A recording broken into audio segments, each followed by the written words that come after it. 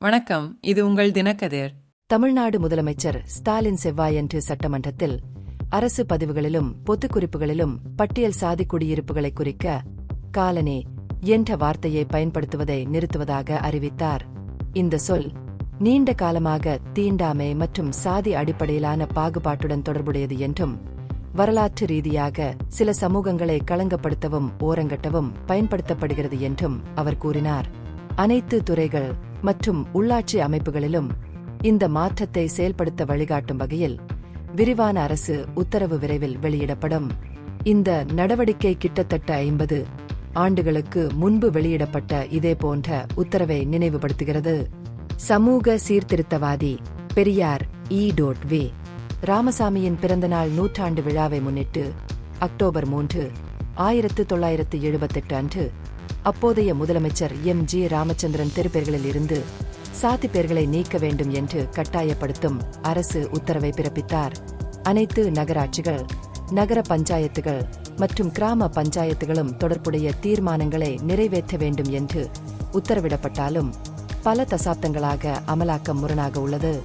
காவல்துறைக்கான மானியங்களுக்கான கோரிக்கைகளுக்கு முதலமைச்சர் பதிலளித்துக் கொண்டிருந்தபோது சமீபத்திய அறிவிப்பு வெளியிடப்பட்டது.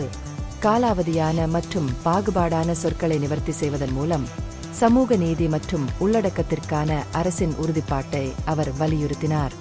இந்த உத்தரவு அதிகாரப்பூர்வ மற்றும் பொது சூழல்களில் பயன்படுத்தப்படும் மொழியை மறுவடிவமைப்பதன் மூலம் விளிம்புநிலை சமூகங்களுக்கு கண்ணியம் மற்றும் சமத்துவத்தை மேம்படுத்துவதை நோக்கமாக கொண்டுள்ளது.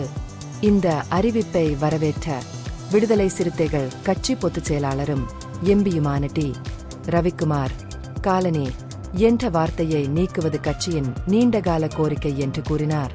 கல்வி நிறுவனங்கள் மற்றும் ஹோட்டல்களின் பெயர்களில் இருந்து சாதி குறிப்புகளை நீக்கவும் அரசாங்கம் நடவடிக்கை எடுக்க வேண்டும் என்றும் அவர் மேலும் கூறினார். பட்டியல் சாதி சமூகங்களுக்கு மரியாதைக்குரிய மொழி மற்றும் அடையாள அங்கீகாரம் தேவை என்று விசிகே தொடர்ந்து வாதிட்டு வருகிறது. இந்த நடவடிக்கைக்கு கூடுதலாக சமூக பெயர்களில் மொழியியல் மாற்றத்தையும் விசிகே முன்மொழிந்துள்ளது. கண்ணியத்தையும் சமத்துவத்தையும் சிறப்பாக பிரதிபலிக்க சாதி அடையாளங்களுடன் பொதுவாக தொடர்புடைய ஏன் என்ற பின்னொட்டை மிகவும் மரியாதைக்குரிய உடன் மாற்றுமாறு அவர்கள் அரசாங்கத்தை வலியுறுத்தியுள்ளனர்.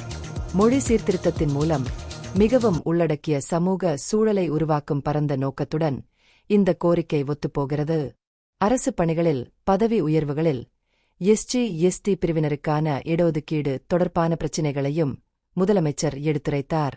இந்த விஷயத்தில் உச்ச நீதிமன்றத்தின் 2019 தீர்ப்பின் தாக்கங்களை ஆராய ஓய்வு பெற்ற உயர்நீதிமன்ற நீதிபதி தலைமையில் ஒரு குழு அமைக்கப்படும் என்று அவர் அறிவித்தார். மாநில அரசின் ஆட்சேர்ப்பு தகுதிப் பட்டியல்களை தயாரிப்பதில் எதிர்கால சவால்களையும் இந்த குழு ஆய்வு செய்யும். பிரதிநிதித்துவத்தில் சமத்துவம் ஒரு முன்னுரிமையாக இருப்பதை உறுதி செய்யும்.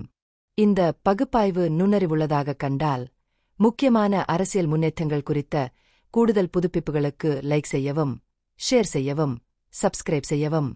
இது உங்கள் தினக்கதிர். நன்றி.